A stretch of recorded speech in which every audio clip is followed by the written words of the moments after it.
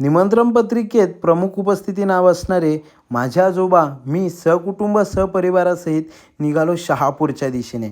आजोबांची entry पाहून आणि जमलेला जनसमुदाय पाहून तुम्ही पोचलात तरी कुठे हा प्रश्न तुम्हाला पडला असेल. आम्ही पोचलो त्या वचनपूर्ती सोहळ्यामध्ये, जिकडे मुरबाड विधानसभा आमदार किसनजी कथोरे साहेब, आलोकनाथजी महाराज आणि अनेक दिग्गज उपस्थितीमध्ये माझ्या आजोबांचं सुद्धा तितकंच मानात सन्मानात स्वागत करण्यात आलं.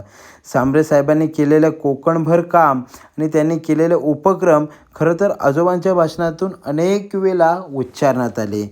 सांबरे साहेबांसारखा समाजसेवक शोधून सापडणार नाही हे एका वाक्यानं मात्र जमलेला जनसमुदाय अगदी भारावून गेला होता.